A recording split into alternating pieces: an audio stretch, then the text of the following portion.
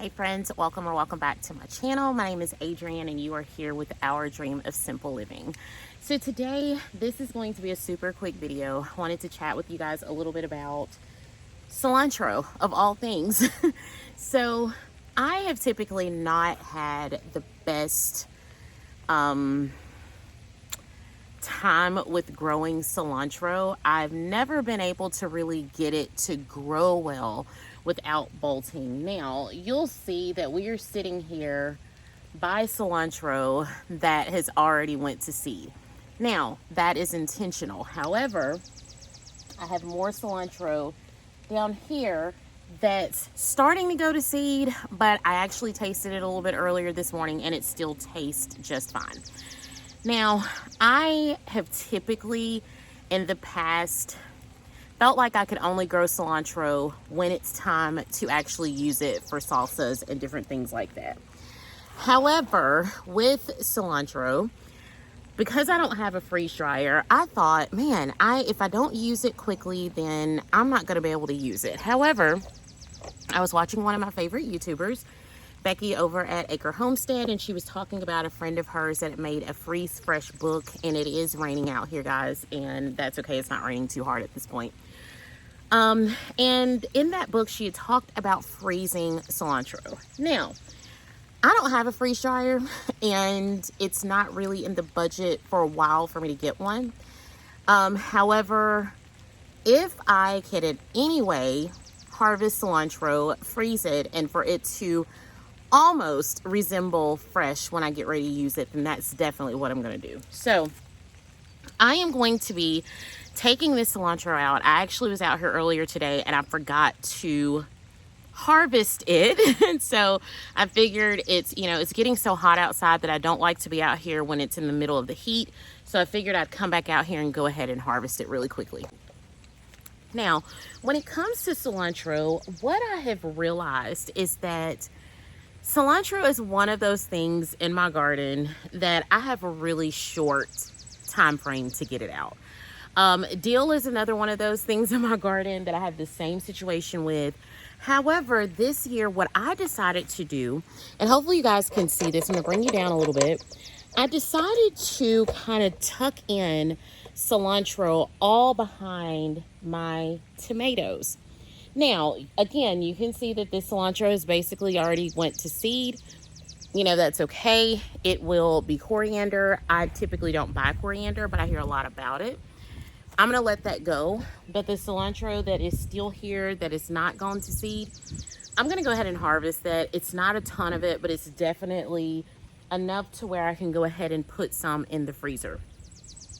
I do think that going forward, I will do this again. I will make sure that I have planted cilantro all behind my bigger plants, such as tomatoes, because they kind of give it shade.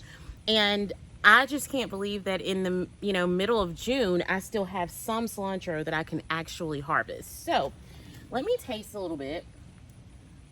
And this is probably this is closer to the older one.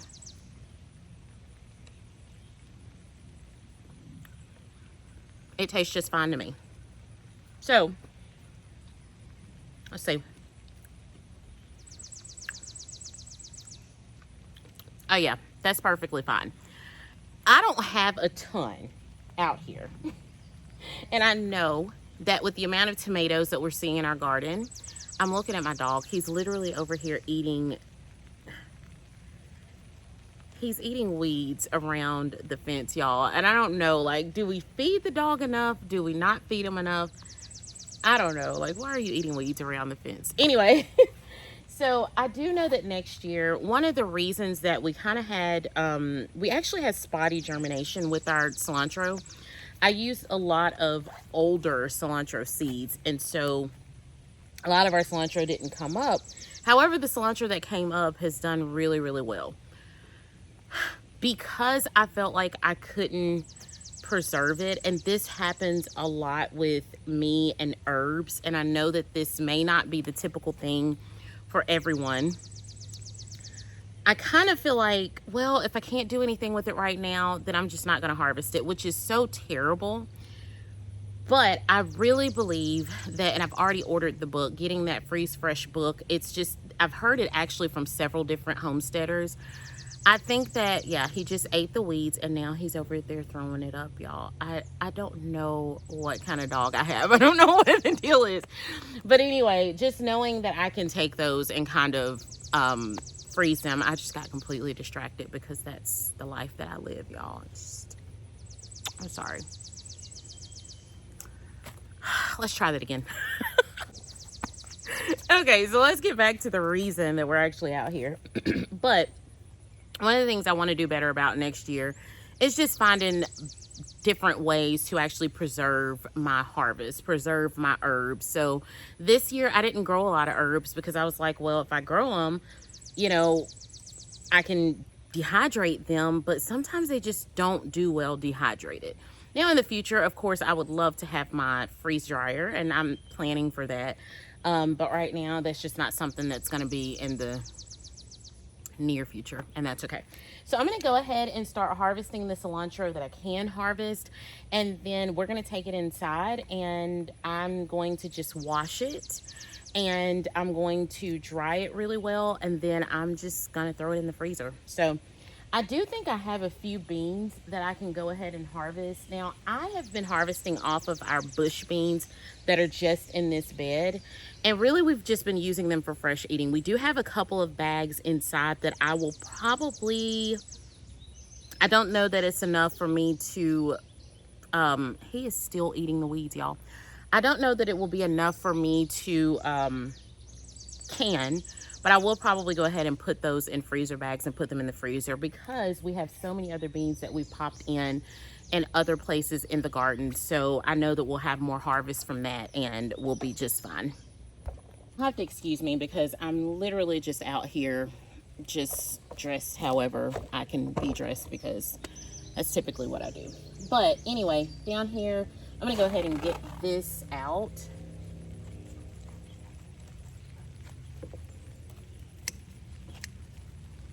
And see, like, this is starting to go to seed, but I'm just gonna see if I can take that. I'm gonna taste it before I do anything with it though. I'm watching because we have quite the spiders out here, or quite the family of spiders. All right, so right now we're just gonna go ahead and find whatever cilantro we can. We're gonna get that harvested and get it ready to get it preserved. All right, so this is definitely not a huge amount, but I do think it's a good amount for me to be able to go ahead and take in. I do wish that I had come out here and really harvested this cilantro a lot quicker than I did. However, I know that this was an experiment that will work for next year, so I'm really excited about that. It never fails that there is a bean that I always miss. All right, guys, so we are back in the kitchen, and I am going to go ahead and take my cilantro. Now, typically, if I had a large harvest of cilantro or, you know, leafy greens or whatever it is, I would go ahead and use my salad spinner, but I don't have a ton. So I'm just gonna wash this underwater, and then I'm gonna put it on this towel to go ahead and get it dried. All right, guys. So, like I said, I don't have the book yet. However, if you have tried and true methods of preserving your cilantro without a freeze dryer, please let me know. Let me know some of your tips and tricks and what it is that you do to preserve your fresh herbs. All right. So, I'm going to go ahead and just kind of go through this and see if there's anything I need to get rid of. Just a few little leaves. And this all came from the same little patch, so I feel confident in the fact that I think it will all kind of taste the same.